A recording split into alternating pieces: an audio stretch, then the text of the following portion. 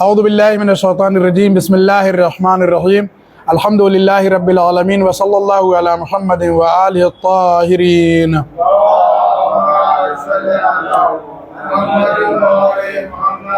ولعنۃ اللہ علی اعدائہم اجمعین، اما بعد۔ الحمدللہ ہم لوگ جو گفتگو کر رہے ہیں وہ بہت ہی دلچسپ ہے، اور مومنین و مومنات کی طرف سے بھی اس کی پذیرائی ہو رہی ہے، اچھا رسپانس ہے۔ ان ویڈیو کو لوگ دیکھ رہے ہیں، سن رہے ہیں۔ اللہ سے دعا یہ ہے کہ صرف دیکھیں اور سنیں نہیں، بلکہ ان باتوں پر، معصومین کے فرامین پر عمل بھی کریں۔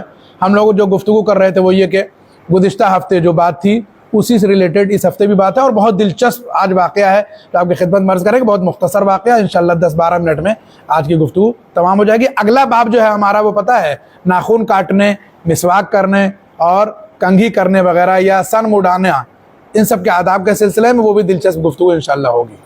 آج یہ گفتگو آخری مرحلے میں انشاءاللہ تمام ہے۔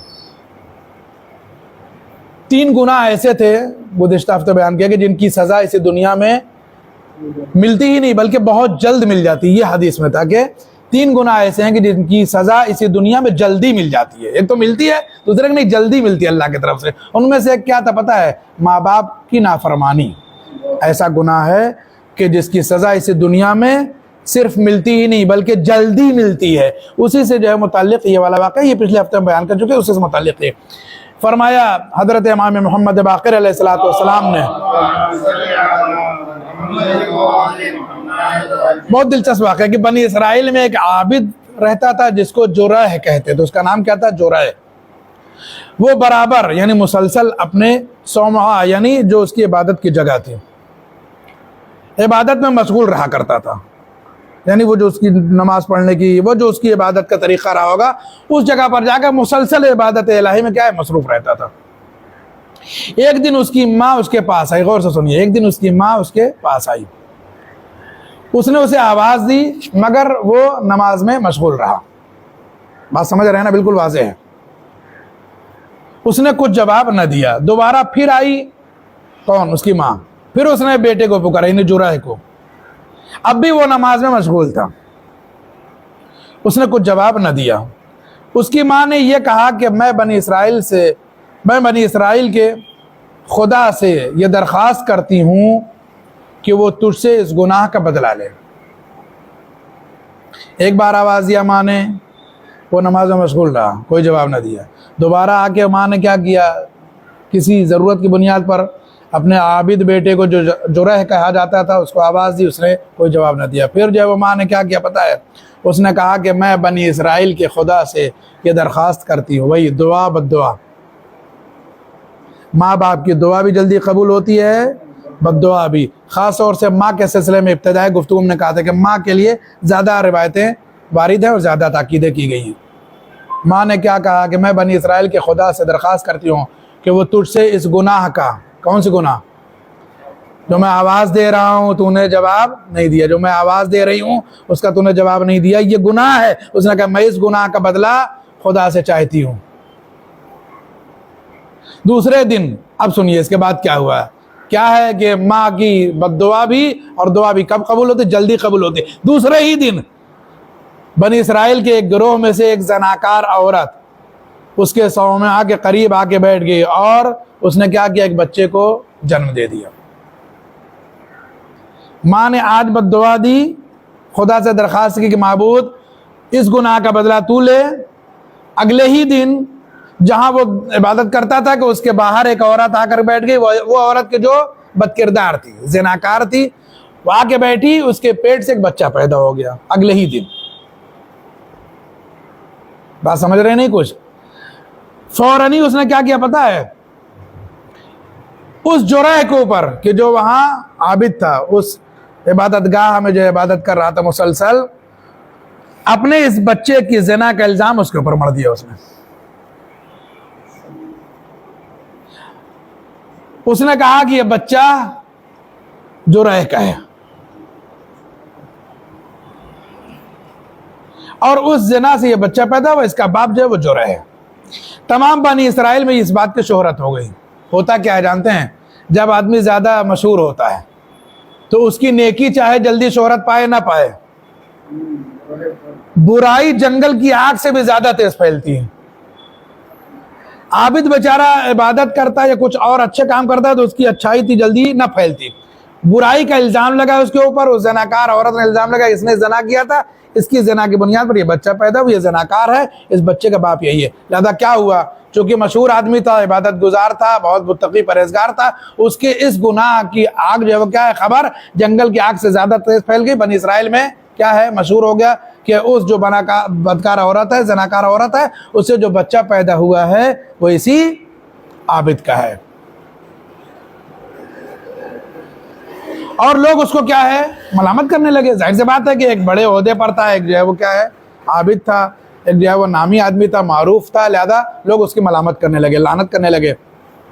یہاں تک لوگوں نے کہا کہ خود تو زانی نکلا اور ہم کو جو ہے کیا ہے,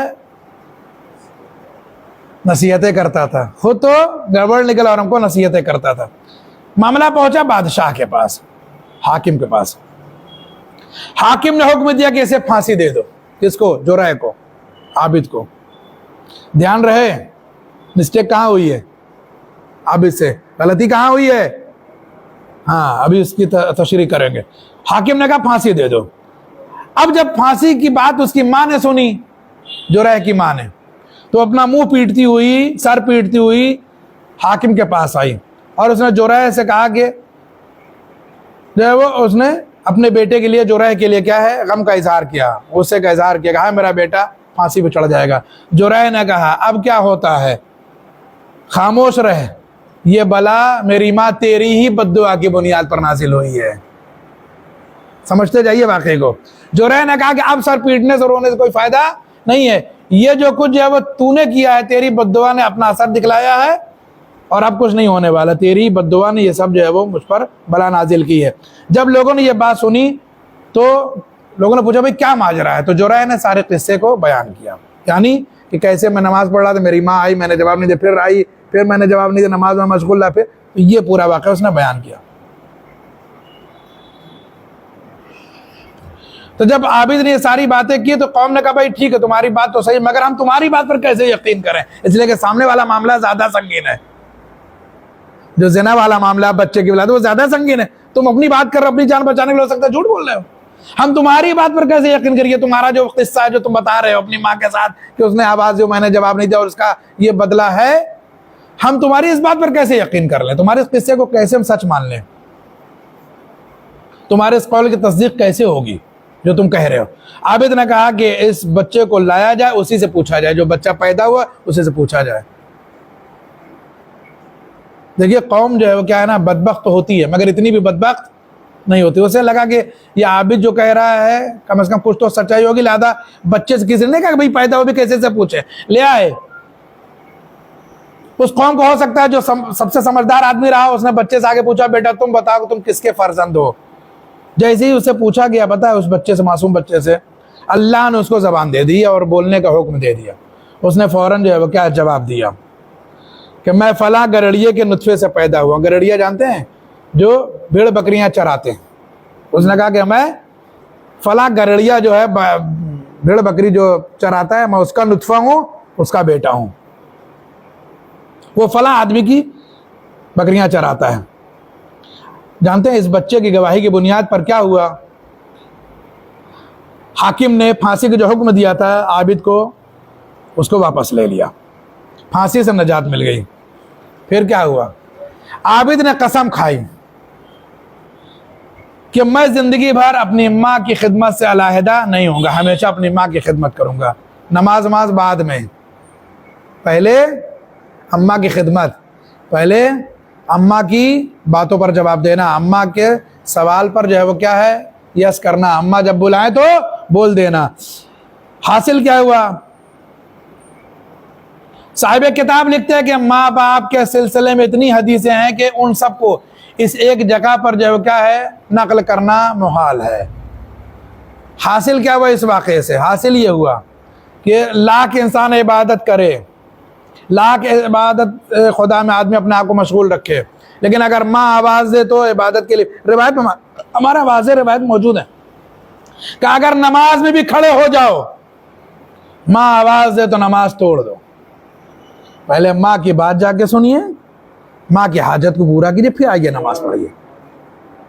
البتہ باپ کے لیے حکم نہیں ہے، نماز والا باپ کے لیے نہیں، باپ کی بڑی اہمیت ہے، لیکن باپ کے لیے نہیں، ماں کے لیے پتہ نہیں کہ ماں کی فضیلت زیادہ ہے۔ ماں کے لیے کہا کہ جو ہے وہ کیا کرنا ہے، جیسے ہی نماز نیت کیا، ماں نے کوئی حاجت کی، آپ نماز توڑیے۔ ہاں اگر جو ہے وہ کیا ہے،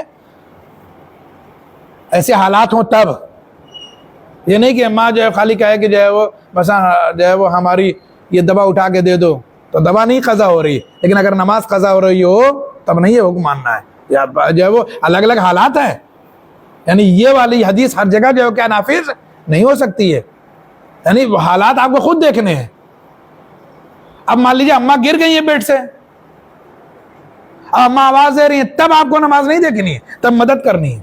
لیکن اماں کی جو ہے وہ دوا رکھی ہے بغل میں، نہیں پہنچ پا رہی ہے، اس کے لیے 5 منٹ آپ انتظار کر سکتے ہیں۔ اور اماں بھی کوئی ایسی شاید نہیں ہوں گی کہ جو اپنے فرزند کو، یہ صرف اس اہمیت کو سمجھانے کے لیے، اس فضیلت کو سمجھانے کے لیے کہ ماں کی اہمیت یہ ہے کہ اگر تم عبادت الہی میں بھی مصروف ہو اور ماں آواز دے تو ہماری عبادت کو کیا ہے، مؤخر کر سکتے ہو، ماں کے جواب کو مقدم کرنا ہے۔ ایک بات اور اس واقعے سے سمجھ میں آئی کہ جو ہے وہ ماں نے یہ نہیں کہا تھا کہ میں نے بد دعا کی ہے، عابد سے گناہ ہوا تھا، کم از کم آدمی کے پاس اتنا شعور تو ہونا چاہیے کہ جو یہ سمجھ سکے کہ ہم سے غلطی کہاں ہوئی ہے۔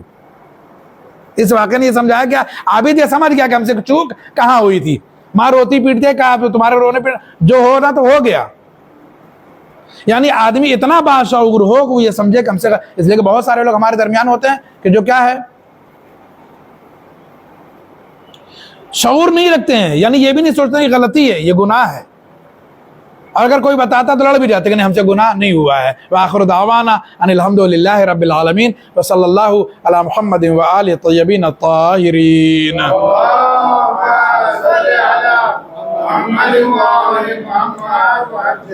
آپ کا سوال؟ مستحب نماز کے لیے احسنتم